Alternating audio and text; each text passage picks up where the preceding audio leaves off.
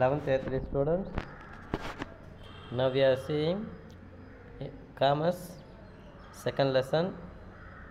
Now in this video we are going to see the characteristics of business.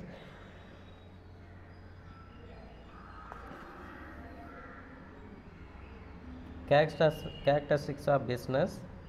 அதில் last வீடியோவில் நம்ம 3 point பார்த்துருப்போம். Production or procurement of goods, sale transfer or exchange, dealing in goods and service, comparison மூணுத்தோடைய கம்பேரிசனும் பார்த்துருப்போம். அது regularity of dealing பார்த்தீங்கன்னா business பண்ணுறவங்க எப்பயுமே பார்த்தீங்கன்னா ரெகுலரிட்டி தொடர்ச்சி இருந்துகிட்டே இருக்கும், தொடர்ந்து செஞ்சுட்டே இருப்பாங்க. And isolated dealing in buying and selling does not continue business. Okay, the transaction must be regular. பிஸ்னஸில் பார்த்தீங்கன்னா அந்த டீலிங் பையிங் அண்ட் செல்லிங் வாங்குதல் மற்றும் இந்த விற்கக்கூடிய இந்த டீலிங் பார்த்தீங்கன்னா ஐசோலேட் டீலிங் எப்பயுமே ஒரு பிஸ்னஸ் கண்டினியூ ஆகிறதுக்கு அப்படி ஐசோலேட்டட் பண்ணாக்கா நம்மளால் அந்த பிஸ்னஸை கண்டினியூ பண்ண முடியாது. The transaction must be regular. நம்ம பண்ணக்கூடிய அந்த பர்ச்சேஸ் அண்ட் சேல்ஸ் டிரான்சாக்ஷன் பார்த்திங்கன்னா ரெகுலராக இருக்கணும், தொடர்ந்து நடைபெறக்கூடியதாக இருக்கணும். அப்போ தான் அந்த பிஸ்னஸ் கண்டினியூ பண்ண முடியும் நம்மளை. For example, if a person buy a scooter for his use and later and disposes it off at a profit, he cannot be said to have been engaged in business. The buy and selling must be recurrent to constitute business.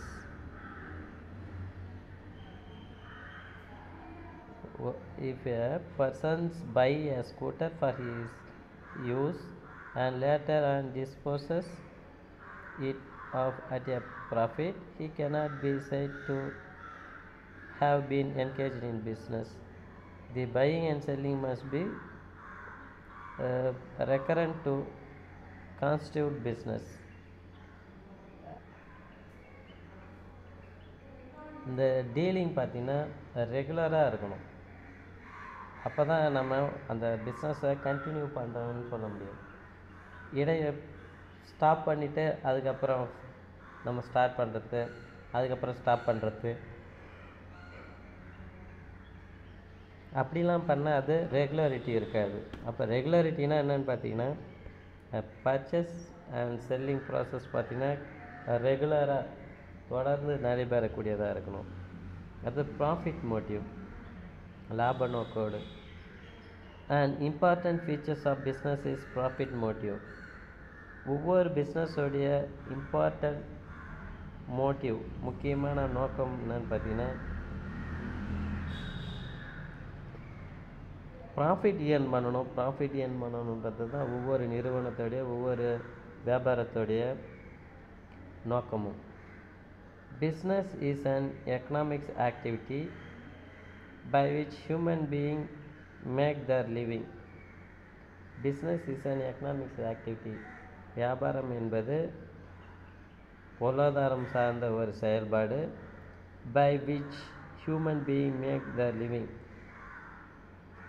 மனிதர்கள் அவர்களுடைய வாழ்விற்காக அமைக்கப்படுகின்ற செய்கின்ற ஒரு பொருளாதாரம் சார்ந்த செயல் இந்த business. It is in fact the attraction of profit which spurs people to do business. Next, element of risk. The profit that is expected in a business is always uncertain. The profit that is expected in a business is always uncertain. நம்ம ஒரு பிஸ்னஸில் profit எதிர்பார்க்கறதுன்றது uncertain, because it depends upon a number of factors beyond the control of the business. ஏன் அது அன்சர்டன்ன்றதுன்னு சொல்கிறேன்னு பார்த்தீங்கன்னா ப்ராஃபிட்ன்றது ஏதேனும் ஒன்றை சார்ந்தது அல்ல. Depends upon number of factors, பல காரணிகளை சார்ந்திருக்கும். அப்போ நம்ம ப்ராஃபிட் வரும் நம்ம என்ன பண்ண முடியாது, எதிர்பார்த்துட்டு இருக்க முடியாது, நம்மளுடைய எதிர்பார்ப்பு. ஏன்னா லாபம் என்பது பல காரணிகளை சார்ந்தது. அப்போ அந்த பல காரணிகளை ஒருங்கமைத்து செயல்பட்டால் தான் நம்மளுக்கு ப்ராஃபிட் ஏற்படும். ஓகேவா? இது ஒரு தொழிலில் பல காரணிகள் இருக்கும். அந்த ஒவ்வொரு காரணியும் நம்ம ஒழுங்காக ஒன்று சேர்த்து அதை நம்ம ப்ராப்பராக கொண்டு போனால் தான் நம்மளால் ப்ராஃபிட் ஏர்ன் பண்ண முடியும். For example, change in consumer preference, storage of raw material, transport, bottlenecks, power, crisis, etc. may upset business calculations and result in loss. That is why profit is said to be rewards for risk taking. Thus, any business activity includes an element of risk too. Example சொல்கிறாங்க. Change in consumer preference change பண்ணுறது, shortage of raw material shortage, அடுத்தது transport, bottlenecks, power crisis etcetera may upset business calculations and result in loss. இதெல்லாம் பார்த்திங்கன்னா அந்த பிஸ்னஸில் loss கொண்டு போகிறதுக்கு வாய்ப்பு இருக்குதுன்றாங்க. May upset business calculation and result in loss. நம்ம போடுற கால்குலேஷனை மாற்றி லாஸுக்கு கொண்டு போகிறதுக்கு இதெல்லாம் ஒரு வழி. That is why profit is set to be reward for risk taking. அதனால தான் என்ன சொல்கிறாங்க, ப்ராஃபிட்ன்றது பிஸ்னஸில் ரிஸ்க் டேக்கிங்ன்றாங்க. Thus, any business activities includes an element of risk too. எந்த ஒரு பிஸ்னஸாக இருந்தாலும் கண்டிப்பாக அந்தந்த பிஸ்னஸில் பார்த்தீங்கன்னா கண்டிப்பாக ரிஸ்க் இருக்கும். ரிஸ்க் இல்லாமல் நம்ம எந்த ஒரு தொழிலையும் செய்ய முடியாது. அடுத்தது அப்ஜெக்டிவ்ஸ் ஆஃப் பிஸ்னஸ். வியாபாரத்தினுடைய நோக்கங்கள் பார்த்திங்கன்னா, every business enterprise has certain objectives which regulate and generate its activities. ஒவ்வொரு தொழிலுக்கும் பார்த்திங்கன்னா சில அப்ஜெக்டிவ்ஸ் இருக்கும். Every business enterprise has certain objectives which regulate and generate its activities. ஒவ்வொரு நிறுவனத்துக்கும் சொல்லிட்டு சில நோக்கங்கள் தான் அந்த வியாபாரத்தை ஒழுங்குபடுத்தும், வழிநடத்தும். அந்த செயல்பாடுகளை ஒழுங்குபடுத்தி வழிநடத்தும். Objectives are needed in every area where performance and result directly affect survival and prosperity of a business. Objectives are needed in every area. ஒவ்வொரு ஏரியாவிலையும் பார்த்தீங்கன்னா ப்ராஃபிட் தேவைப்படுது, அந்த அப்ஜெக்டிவ்ஸ் நோக்கம் தேவைப்படுது. எதுக்காகன்னு பார்த்தீங்கன்னா, where performance and result directly affect survival and prosperity of business. Various objectives of business may be classified in 5 broad categories as follows. Business உடைய objectives பார்த்தீங்கன்னா 5 கேட்டகரியாக பிரிக்கிறாங்க. அதில் ஃபஸ்ட்டு பார்த்தீங்கன்னா economics objectives. Economics objectives of business refer to the objectives of earning profit and also other objectives that are necessary to be pursued to achieve the profit objectives, which include creation of customer, regular innovation, and best possible use of available resource. Economics objectives என்னன்னு பார்த்தீங்கன்னா, earning profit. Economics objectives of business refer to the objectives of earning profit and also other objectives that are necessary to be pursued to achieve the profit objectives. லாபத்தை அடைவது, அந்த லாபத்தை அடைவதற்கான அச்சீவ்மெண்ட்டை பண்ணுறது, அடுத்தது கஸ்டமரை உருவாக்குவது, ரெகுலர் இனோவேஷன் புதுமையை கண்டுபிடிப்பது. இதுதான் பார்த்திங்கன்னா எக்கனாமிக்ஸ் அப்ஜெக்டிவ்ஸ். அடுத்தது சோஷியல் அப்ஜெக்டிவ்ஸ், சமூகம் சார்ந்த நோக்கங்கள் பார்த்திங்கன்னா, social objectives are those objectives of business which are desired to be achieved for the benefit of the society. சமுதாய நலனுக்கு அச்சீவ் பண்ணுறதுக்காக பண்ணக்கூடியது தான் அந்த social objectives. Social objectives are the objectives. சமூகம் சார்ந்த நோக்கம், அது ஒரு வகையான நோக்கம். பிஸ்னஸில் இது ஒரு வகையான நோக்கம். Which are desire to be achieved for the benefit of the society. சமூகம் சார்ந்த நன்மைகளை பெறுவதற்காக செய்யக்கூடிய ஒரு வகையான objectives. Since business operates in a society by utilizing its scarce resource, the society expects something in return for its welfare. ஒவ்வொரு பிஸ்னஸும் பார்த்திங்கன்னா அந்த தொழில் நடைபெறுகின்ற சமூகத்திலிருந்து சமுதாயத்திலிருந்து சில ஸ்கேர் ரிசோர்ஸ், இயற்கை வளங்களை, முக்கியமான இயற்கை வளங்களை பயன்படுத்துகிறாங்க. அப்படி பயன்படுத்தும் போது அந்த சமுதாயத்தில் இருக்கின்ற மக்களும் அந்த பிஸ்னஸ் பர்சன்கிட்டேருந்து ஏதாவது சிலதை எதிர்பார்ப்பாங்க.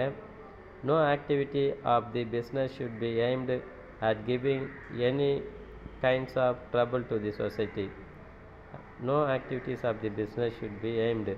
அங்கே அந்த சமூகத்தில் நடைபெறுகின்ற அந்த பிஸ்னஸ் பார்த்திங்கன்னா அந்த சமுதாயத்தில் ஏதாவது ஒரு ட்ரபுளை ஏற்படுத்தக்கூடிய வகையில் இருக்கக்கூடாது. எந்த ஒரு வகையிலும் அந்த சமுதாய மக்களுக்கு தொல்லை ஏற்படக்கூடிய வகையில் இருக்கக்கூடாது. இதுதான் அவங்களுடைய நோக்கம். Organisation objectives. The organisational objectives denote those objectives an organization intends to accomplish during the course of its existence in economic like expansion and modernization, supply of quality goods to consumer satisfactions.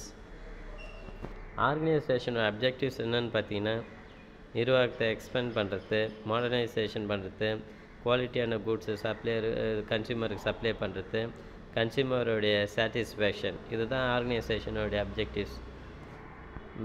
அடுத்தது human objectives. Human objectives refer to the objectives aimed at well-being as well as fulfillment of expectation of employee as also of people who are disabled, handicapped and deprived of proper education and training. Human objectives மனிதர்கள் சார்ந்த நோக்கத்தில் பார்த்தீங்கன்னா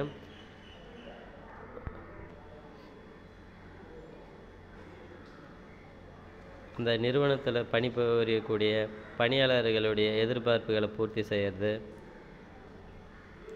அந்த ஏரியாவில் இருக்கக்கூடிய disable, handicapped, ஊனமுற்ற குழந்தைகளுக்கு டிப்ரீவ்ட் of proper education, முறையான கல்வியும் பயிற்சி வழங்குவது. The human objectives of business may thus include economic well-being of the employee. அந்த நிறுவனத்தில் பணிபுரியக்கூடிய பணியாளருடைய நலன்கள் மீது அக்கறை செலுத்துவது. சோஷியல் அண்ட் சைக்காலஜிக்கல்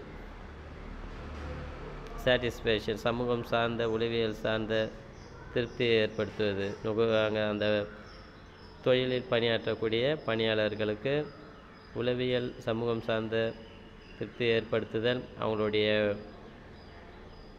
நலன்களை மேம்படுத்துதல், ஹியூமன் ரிசோர்ஸ், அவங்களுடைய மனித வளங்களை மேம்படுத்துவது.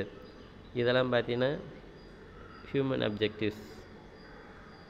அடுத்தது நேஷ்னல் அப்ஜெக்டிவ்ஸ். ஒவ்வொரு நிறுவனத்துக்கும் பார்த்தீங்கன்னா அந்த பிஸ்னஸ் பண்ணுறவங்களுக்கு நேஷ்னல் அப்ஜெக்டிவ்ஸ், தேசியம் சார்ந்த நோக்கங்கள் இருக்கும். Being an important part of country. ஏன்னா ஒவ்வொரு பிஸ்னஸ் மேனுக்கும் கண்ட்ரியில் அவங்களுடைய பங்களிப்பு இருக்குது. பிஸ்னஸ் பண்ணுறக்கூடிய ஒவ்வொரு பிஸ்னஸ் மேனும் being an important part of the country. Every business must have the objectives of fulfilling national goals and aspiration. ஒவ்வொரு பிஸ்னஸும் பார்த்திங்கன்னா நேஷ்னலோடைய, நம் தேசியத்தோடைய இலக்குகளை, ஆஸ்பிரேஷனையும் ஃபுல்ஃபில் பண்ண வேண்டியது அவங்களுடைய நோக்கம். The goal of the country may be to provide employment opportunity to the citizens, earn revenue for its exchequer. நம்ம தேசியத்துடைய முக்கியமான இலக்கு வேலைவாய்ப்பு வழங்குவது. நம் தேசியத்தில் இருக்கக்கூடிய நபர்களுக்கு வேலைவாய்ப்பு வழங்குவது, வருமானம் ஈட்ட செய்வது. Become self-sufficient in production of goods and service, promote social justice, etc. பொருட்களை உற்பத்தி செய்வது, சேவை செய்வது, சோஷியல் ஜஸ்டிஸ் சமூக நீதியை நிலைநாட்டுவது. இதெல்லாம் ஒவ்வொரு தொழில் செய்கின்ற நிறுவனத்தினுடைய நோக்கம். Business activities should be conducted keeping these goals of the country in mind. நம் நாட்டில் வியாபாரம் செய்யக்கூடிய ஒவ்வொரு நபரும் அவருடைய மனதில் இத்தகைய இலக்குகளை மைண்டில் வச்சுருக்கணும். Business activities should be conducted keeping these goals of the country in mind, which may be called national objectives of business. இதுதான் என்ன சொல்கிறாங்க, நேஷ்னல் அப்ஜெக்டிவ்ஸ் ஆஃப் பிஸ்னஸ். இப்போ இந்த லெசனில் பார்த்தீங்கன்னா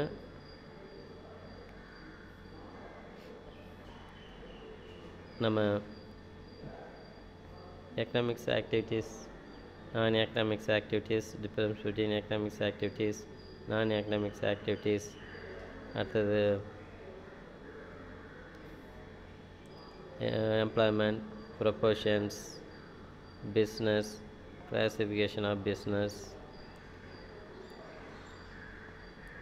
characteristics of business, comparison of business, proportions, employment, the objectives of business பார்த்துருப்போம். Next வீடியோவில் நம்ம third lessons classification of business ஆக்டிவிட்டீஸை பார்க்கலாம். Thank you student.